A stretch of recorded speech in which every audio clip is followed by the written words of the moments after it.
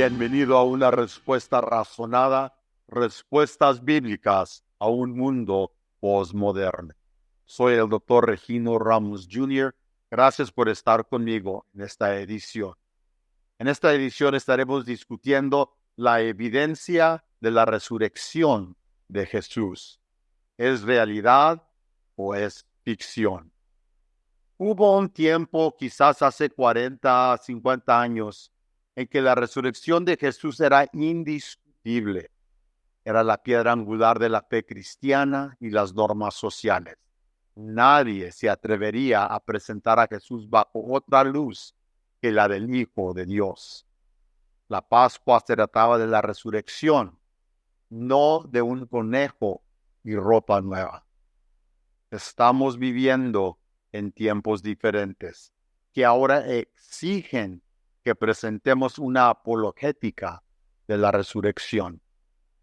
Con la llegada del crecimiento del Internet, tenemos muchas otras religiones a la vuelta de la esquina. Están a un clic de distancia y no podemos darnos el lujo de ignorarlos. Si tuviera que identificar algo que hace único al cristianismo, sería la resurrección de Jesucristo. Ninguna otra religión puede afirmar que su líder o su establecedor hizo esto. Si desean reclamarlo, no tienen pruebas históricamente verificables de ello. El cristianismo sí las tiene. De hecho, la fe cristiana se basa en el acontecimiento de la resurrección. Incluso el apóstol Pablo lo sintió así. Porque si los muertos no resucitan, tampoco Cristo resucitó. Y si Cristo no ha resucitado, vuestra fe es inútil. Todavía estás en tus pecados. Entonces, también los que durmieron en Cristo perecieron. Si nuestra esperanza es que Cristo es solo para esta vida, somos de todos los hombres los más dignos de lástima. Sigamos los pensamientos de Pablo aquí. ¿Cristo resucitó de entre los muertos? Si la respuesta es no, entonces existen problemas reales. Primero, lo que creemos es inútil, porque la fe cristiana tiene como piedra angular a Jesús resucitado. Es a través de esa resurrección que se supone que debemos tener la morada del Espíritu Santo en nuestro ser. Es esa morada en nosotros la que nos ayuda a vencer el pecado. Sin resurrección no hay poder. En segundo lugar, si no hay poder, entonces todavía estamos sujetos al poder del pecado y el mal tiene dominio sobre nosotros. Como no tenemos poder, no podemos vencer el poder y la condenación que produce el pecado. No podemos vivir una vida que agrade a Dios si estamos atados al pecado y destinados a pecar siempre. Todavía estamos bajo maldición y destinados al infierno. Estaremos para siempre alejados de Dios y de nuestro prójimo, indigentes y sin herencia, y espiritualmente muertos. En tercer lugar, la esperanza que predicamos de que aunque el creyente esté muerto, vivirá en la presencia de Dios, es una farsa. Aquellos que murieron, porque no hay poder, porque murieron bajo el poder y el hechizo del pecado, han perecido en el infierno. Verás, si no hay resurrección, entonces no puede haber pago por nuestros pecados. Jesús pagó nuestra deuda en la cruz, pero ese pago solo sería válido si hubiera una resurrección de Jesús. La resurrección sería la prueba de que la deuda fue pagada. Finalmente, podemos decir que Pablo habla de nuestra situación religiosa actual. Pablo descarta la idea de un Jesús moral que solo vino a traer una nueva moralidad. Descarta la idea de que el cristianismo se trata únicamente de vivir algún tipo de vida virtuosa, muy parecida al cristianismo cultural de hoy. Pablo nos hace saber que el cristianismo, el verdadero cristianismo, es para esta vida y para la venidera. ¿Por qué es esto? Si vivimos una vida culturalmente cristiana, ¿por qué eso no tiene sentido? Pablo, de hecho, dice que somos los más dignos de lástima. La verdad es, ¿por qué deberíamos luchar por vivir según un estándar inhabitable si no hay poder disponible que nos permita vivir correctamente? Tratar de vivir según las exigencias y las exigentes normas de Dios en y a través de nuestro propio poder solo nos hace sentir miserables. Si no hay poder para ser bueno, ¿por qué siquiera intentarlo? Es como decirle a una vaca que sea una cabra. No importa cuánto le grites, la vaca es una vaca. No importa cuánto intentes ser bueno, solo estarás en pecado. Primera de Corintios 15:20 tiene esto que agregar.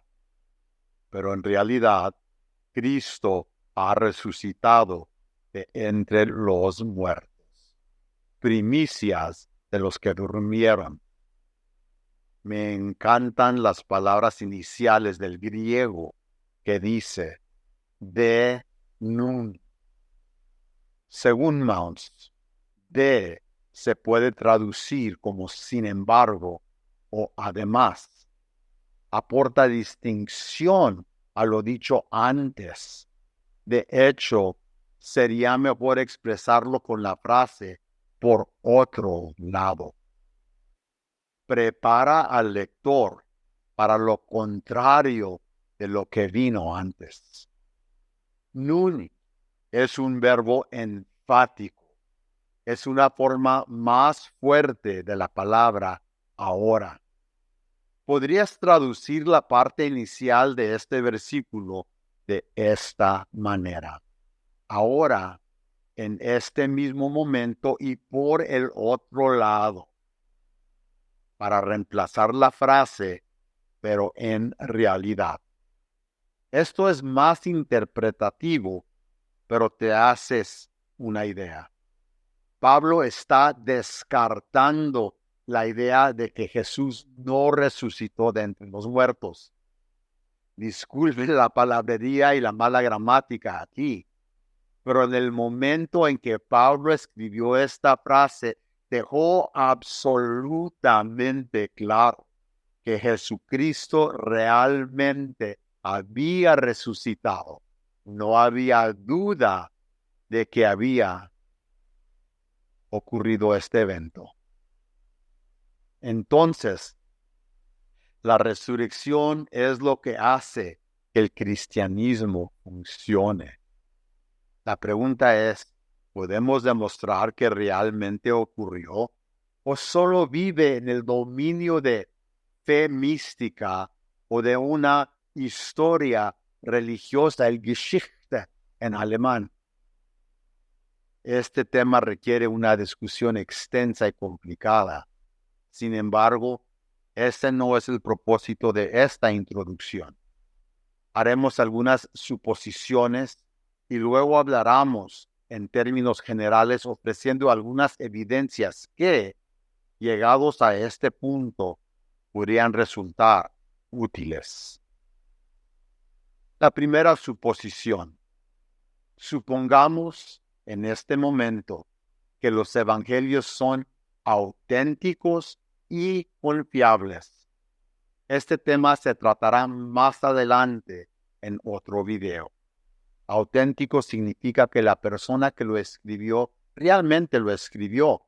No es una falsificación, no es una obra redactada, no está censurada, obscurida ni modificada.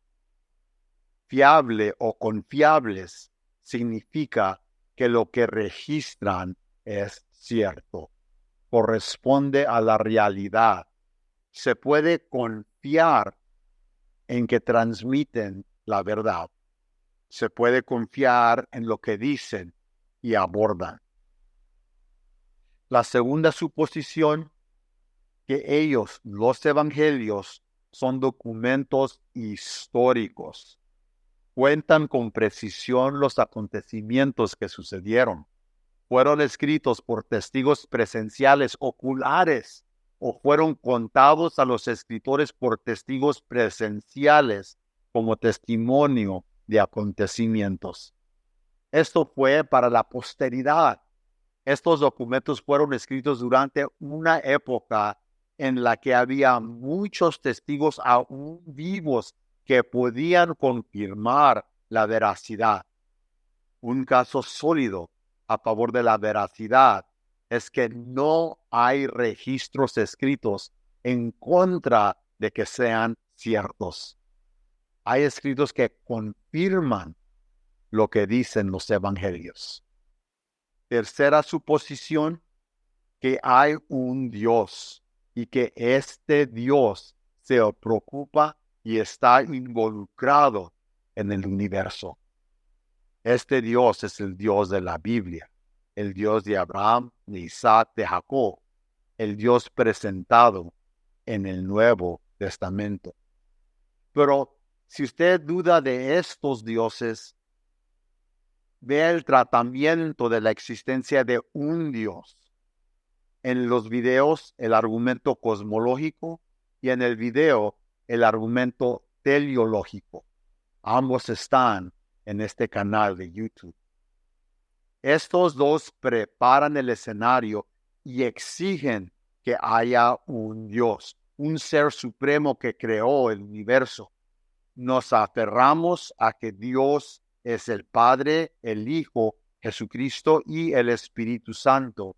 Y el Dios del argumento cosmológico y el Dios del argumento teleológico es el Dios de la Biblia. También ese será otro video en el futuro.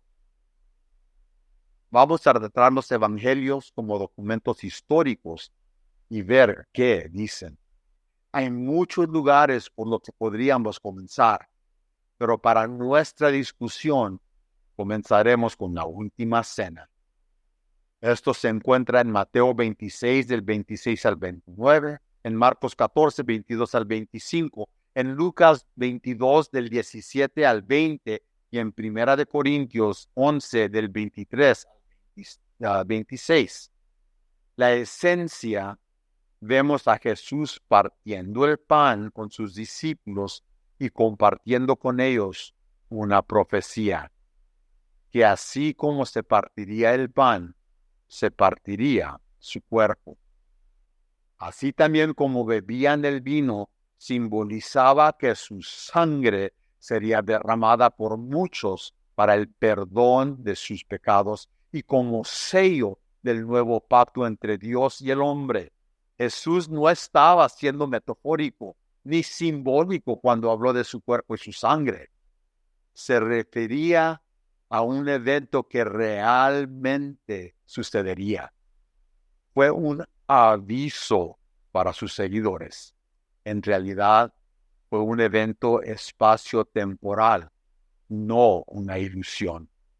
Los documentos históricos, los evangelios, registran un acontecimiento real. Continuamos la narración histórica. El huerto ha ocurrido y así pasamos a la traición de Jesús. Judas ya había hecho un acuerdo con el Sanedrín, el consejo religioso judío, para señalarles a Jesús a cambio de 30 piezas de plata. Esto lo vemos en Mateo 26 del 12 al 16, Marcos 14 del 10 al 11 y Lucas 22 del 3 al 6. La noche señalada, en el lugar señalado, Judas se acercó a Jesús, acompañado por una cohorte de soldados romanos, y besó a Jesús. El beso fue un señal para señalar a Jesús como la persona a ser arrestada. Juan 18:2 informa a los lectores que el lugar era un lugar habitual donde Jesús iba con su círculo íntimo a orar. Observe como Mateo 26:47, Marcos 14:43 y Lucas 22:47 no mencionan el pequeño detalle. Juan, parte del círculo íntimo de Jesús, junto con Santiago y Pedro, escribía un asunto tan íntimo porque era un lugar especial que él y otros compartían con Jesús. También es importante señalar que si se lee solo uno de los evangelios, se crea un contexto insuficiente para captar la profundidad y el aliento de este evento. Cuando leemos los 4 relatos de los evangelios, Mateo 26:47, Marcos 14:43, Lucas 22:47 y Juan 18:3, encontramos que no fue un pequeño grupo de personas las que vinieron a aprender a Jesús. Estaba Judas, el traidor que fue contratado para señalar a Jesús. Luego encontramos que estaban ahí los principales sacerdotes, los líderes del templo, que estaban a cargo de administrar el templo y supervisar los sacrificios. Eran vistos como los líderes religiosos de la nación. También estaban ahí los escribas. Estas eran las personas que copiaban la ley de Moisés, los libros del Antiguo Testamento. También eran estimados como expertos en la ley. Vinieron también los fariseos. Aunque este grupo afirmaba tener autoridad para interpretar la ley mosaica, consideraban que su trabajo consistía en asegurarse que las personas guardaran los finos detalles de las tradiciones mosaicas.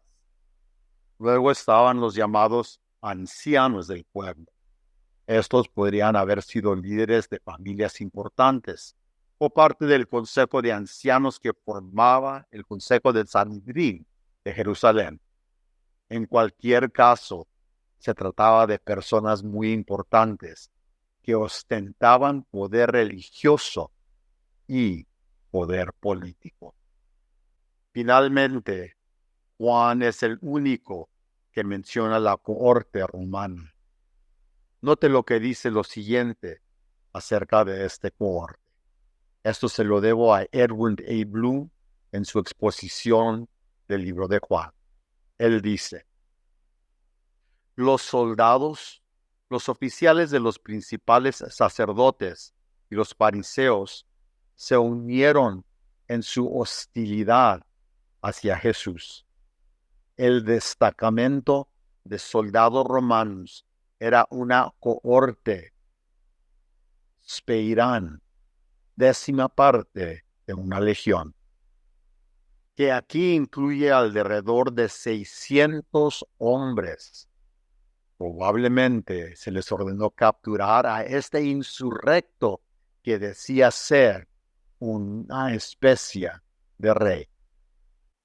Este no es un evento pequeño. Los evangelios documentan este evento en detalle. Los discípulos presenciaron este evento. Los discípulos estaban allí. El traidor estaba allí. Los líderes religiosos y políticos de Jerusalén estaban ahí. La cohorte romana estaba ahí y Jesús estaba allí. Era de noche, el momento específico de la noche en que Jesús se retiraba a este lugar para orar. Fue en un lugar específico donde los seguidores de Jesús sabían que Jesús iría.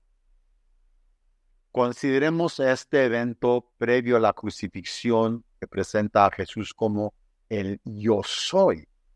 En Mateo 26, 57 al 68 y Marcos 14, 53 al 65, tenemos el relato de Jesús ante Caifás. Este recurrió temprano el viernes por la mañana. Fue un intento de obtener falso testimonio contra Jesús que justificaría su deseo de condenar a Jesús bajo la pena de muerte. Desafortunadamente, para aquellos que conspiraron contra Jesús, no pudieron obtener ningún testimonio falso que perdurara. Los testimonios que obtuvieron no eran consistentes y no se sostendrían ante un tribunal de justicia. Es en este momento, véase Mateo 26, 63 al 64 y Marcos 14, 61b al 62, que se pregunta a Jesús, ¿eres tú el Cristo, el Hijo de Dios? Una traducción literal del texto griego sería, ¿tú nos dices si eres el Cristo, el Hijo de Dios?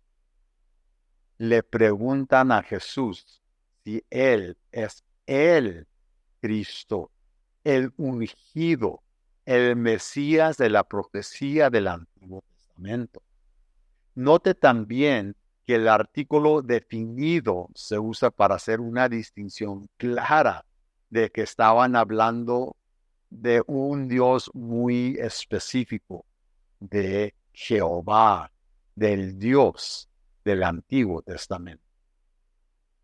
No hay duda de que los acusadores sabían que Jesús había afirmado ser, no solo ser, pero el Mesías esperado, sino también ocupaba una posición especial, la de ser el Hijo de Dios, no un Hijo de Dios, pero el Hijo de Dios. Si pudieran lograr que Jesús admitiera esto verbalmente en este entorno de tribunal, tendrían lo que necesitaban para condenarlo a muerte por blasfemia. Si los documentos son auténticos y fiables, ¿qué hacemos con estas cuentas? Simplemente tomando la narrativa de la experiencia de la última cena, a través de lo que acabamos de discutir, podemos sacar las siguientes conclusiones. Primero, los discípulos fueron testigos de lo que Jesús dijo y experimentó. En segundo lugar, los discípulos, en virtud de su registro escrito, creían que estos acontecimientos realmente habían ocurrido. En tercer lugar, estos eventos tendrían un profundo impacto en sus vidas después de la resurrección y las apariciones de Jesús después de la resurrección. Cuarto, había muchos testigos, tanto amistosos como hostiles, que estaban vivos después del evento de la resurrección y que podían dar testimonio a favor o en contra del registro. Finalmente, debido a que creían que estos eventos realmente habían ocurrido, darían sus vidas en lugar de negarlos y negar a Jesús como Dios. Observe cómo hemos tomado estos eventos como eventos históricos reales que fueron registrados en documentos auténticos y confiables. No eran fábulas, de hecho, fueron escritas hace menos de una generación desde que ocurrieron. Incluso si tomamos la datación liberal de estos documentos, todavía fueron escritos dentro del alcance de testigos que podrían haber contradicho estos relatos. Vemos que cuando Jesús estuvo ante el Sanedrín, ante Pilato, él, Jesús, fue condenado a ser crucificado. De esto no tenemos ninguna duda.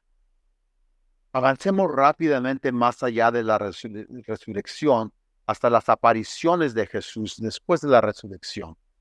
Pero antes de dar ese salto, permítame hacer las siguientes observaciones. En primer lugar, había una tumba vacía y casi ningún erudito, liberal o no, lo negará. La tumba vacía fue presenciada por primera vez por mujeres. Vea Mateo 28:1 y Marcos 16:1.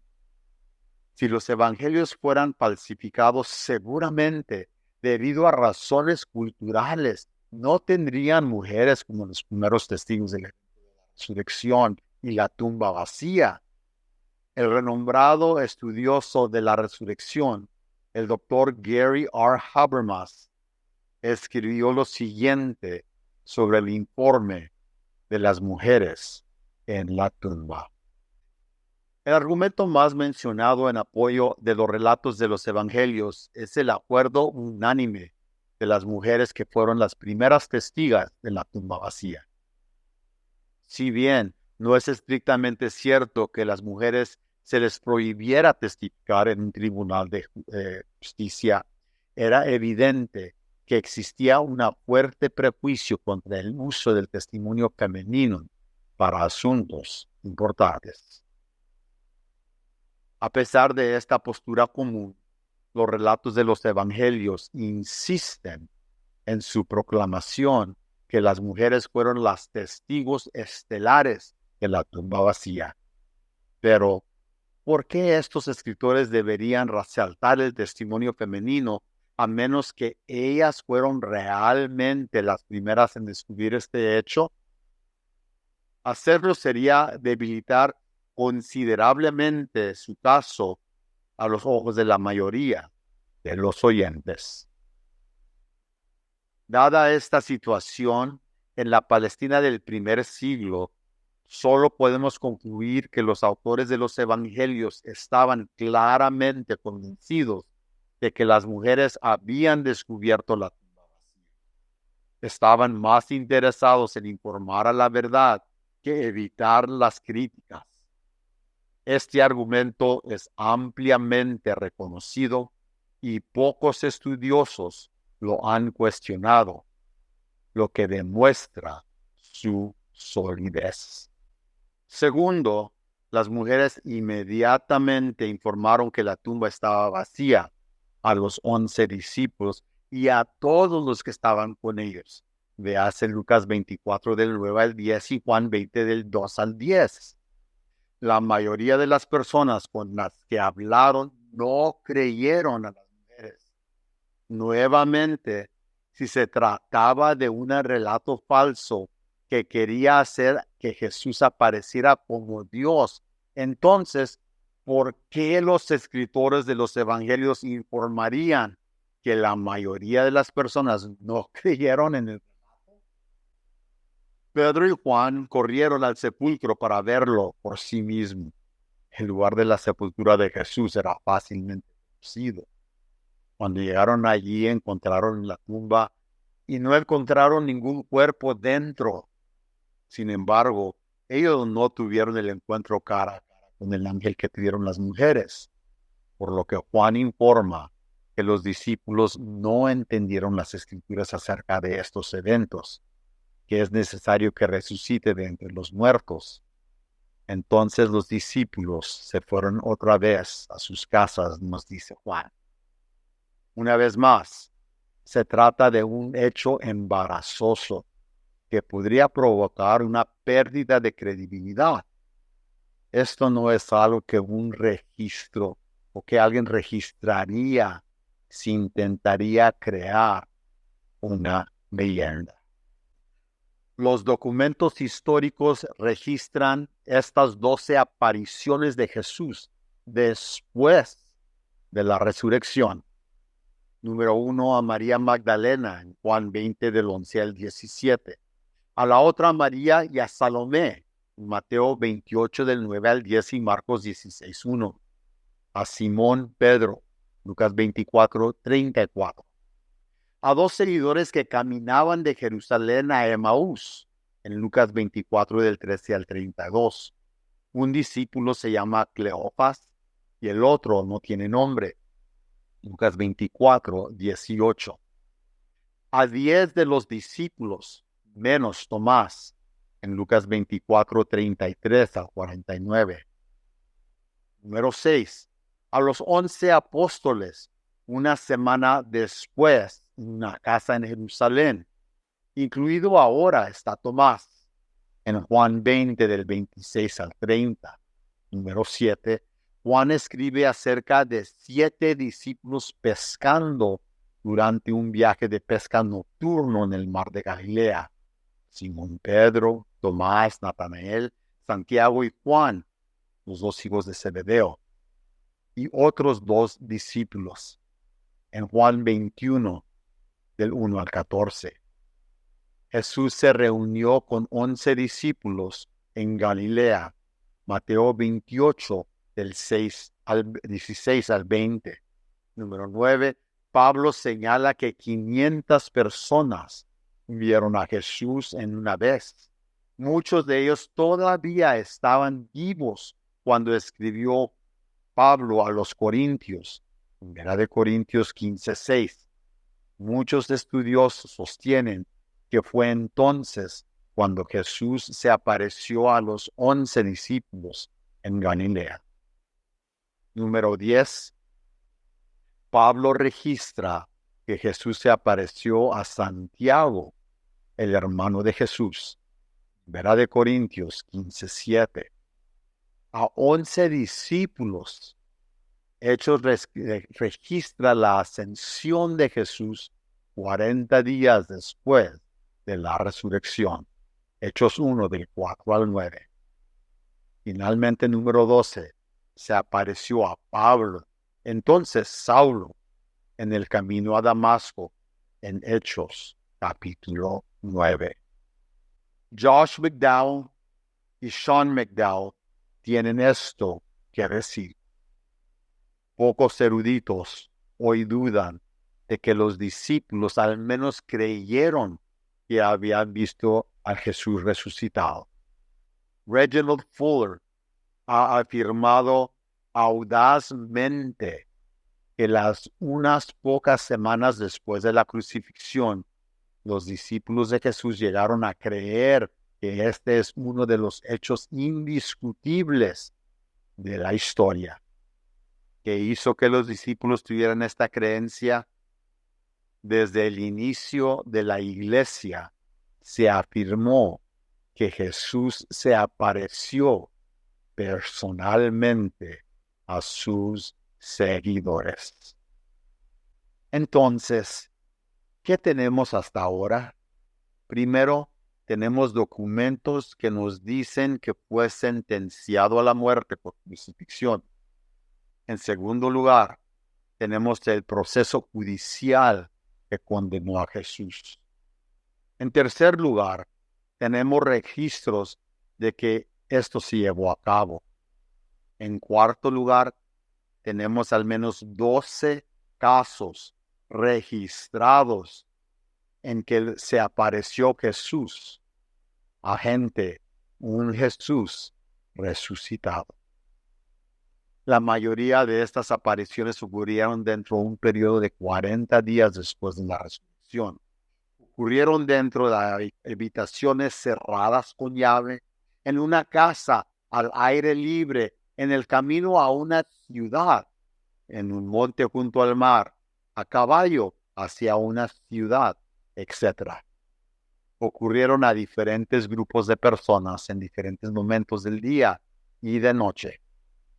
De hecho, de que los discípulos y estas otras personas pensaran que habían visto a Jesús no está en discusión. La mayoría de los estudiosos estarán de acuerdo con esta afirmación. La cuestión es, ¿Jesús realmente se les apareció o fue su imaginación o alucinación? Si fue su imaginación, entonces nos quedamos con varios problemas. Primero, los documentos precisos y confiables registran que los grupos de personas vieron a Jesús al mismo tiempo, en el mismo lugar, hablando y haciendo las mismas cosas. La pregunta es, ¿cómo podrían todos imaginar exactamente las mismas cosas en sus mentes individuales? Esto es una imposibilidad. Cada mente es separada e individual. Cada imaginación está guiada por las mismas ideas e información individuales. Si más de 500 personas tuvieran la misma experiencia imaginaria durante un periodo de 40 días, en diferentes lugares y en diferentes momentos, esto aumentaría el nivel de credulidad hasta tal punto que tal vez sería más milagroso que la explicación documentada. También nos enfrentamos a otra cuestión de enormes proporciones. Si los discípulos y las más de 500 personas tuvieran alucinaciones o tuvieran una experiencia imaginada, ¿estarían dispuestos a arriesgar sus vidas por ello? Recuerde, después de que vieron a Jesús y escucharon a Jesús, se les dijo que esperaran en Jerusalén hasta que el Espíritu Santo viniera sobre ellos. Hicieron precisamente eso. Después de que Jesús ascendió, las vidas de esas personas fueron tan transformadas que ahora hablaban con tanta valentía que hasta entonces no poseían. Si supieran que eran mentiras, ¿morirían todos por una mentira como esta? Algo real ocurrió. Hay una gran cita del libro de McDowell y McDowell en Evidence for the Resurrection, evidencia para la resurrección, que respalda las apariencias. En conclusión, recurrimos a Tom Anderson, expresidente de la Asociación de Abogados Litigantes de California y coautor del Manual Básico de Defensa de la Asociación de Abogados Litigantes de California, Abogados Litigantes de América. Dice esto: supongamos que Cristo no resucitó de entre los muertos. Supongamos que los relatos escritos, sus apariciones a ciertas de personas son falsos. Quiero plantear una pregunta. Con un evento tan bien publicitado, ¿no cree usted que es razonable que un historiador, un testigo ocular, un antagonista registre para siempre que había aparecido el cuerpo de Cristo? Quizás hubiera escrito esto: escuche, vi esa tumba, no estaba vacía. Mire, yo estuve allí, Cristo no resucitó de entre los muertos. De hecho, vi el cuerpo de Cristo. El silencio de la historia es ensordecedor cuando se trata de testimonios contra la resurrección. Podemos apilar un argumento de apoyo encima del siguiente. Los documentos son auténticos. Fueron escritos por las personas atribuidas, o al menos por testigos presenciales, por quienes estuvieron con testigos presenciales. Son confiables. Lo que registran es exacto.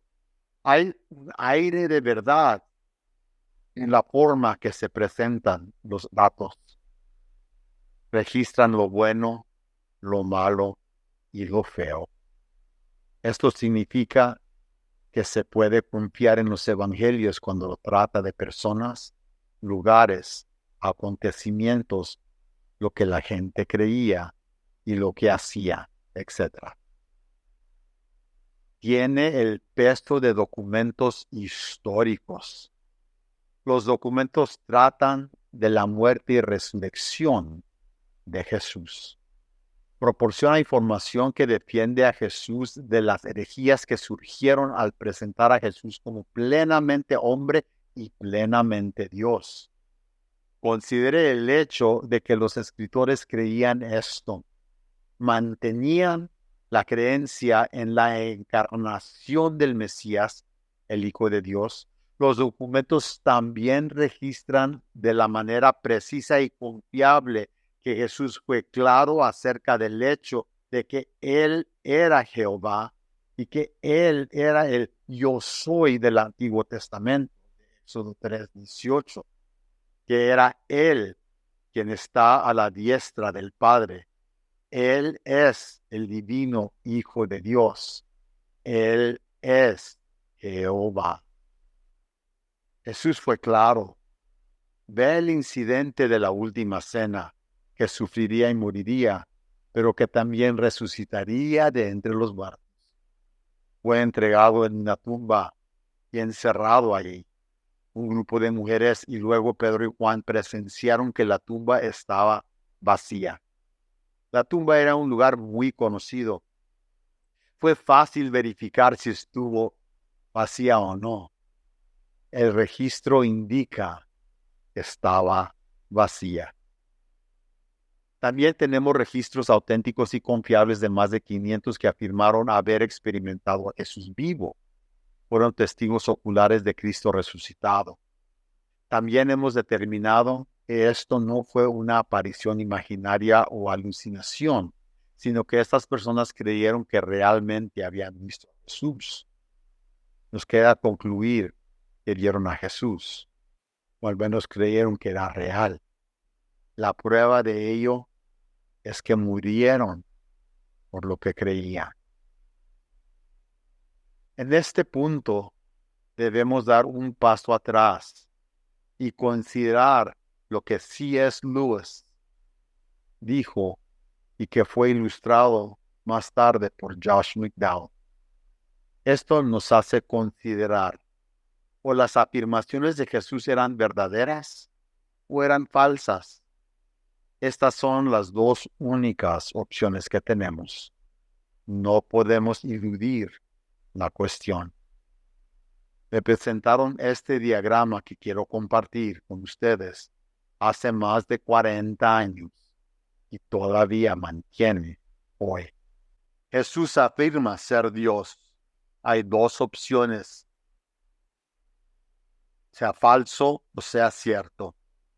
Si las afirmaciones son falsas, hay solo dos alternativas. Jesús sabía que sus afirmaciones eran falsas. Entonces, deliberadamente tergiversó. Por eso era un mentiroso. También era un hipócrita. Era un demonio de una peor clase. Fue un tonto porque murió por ello. Ahora, si sus afirmaciones eran falsas y él no sabía que sus afirmaciones eran falsas, estaba sinceramente engañado y era completamente un loco. Ahora, si las afirmaciones eran ciertas, entonces Él es Señor y nos quedan dos alternativas. Acéptalo por quien es o recházalo a pesar de quién es. En el primer siglo, cuando la gente estaba dando una serie de respuestas sobre la identidad de Jesús, Jesús preguntó a sus discípulos, ¿pero quién decís que soy yo? A lo que Pedro respondió, tú eres el Cristo, el Hijo del Dios viviente. Mateo 16, 15 y 16. No todos aceptan la respuesta de Pedro, pero nadie debe evitar la pregunta de Jesús. También podríamos hablar de otros escritos que reconocen y que se afirmó que Jesús resucitó de entre los muertos, tanto fuentes amigas como hostiles. Los datos sobre la resurrección de Jesús son vastos, y como esto es solo una introducción, tendremos que esperar para otro tiempo. Gracias por estar conmigo en una respuesta razonada. Soy el Dr. Regino Ramos Jr. Respuestas bíblicas a un mundo postmoderno.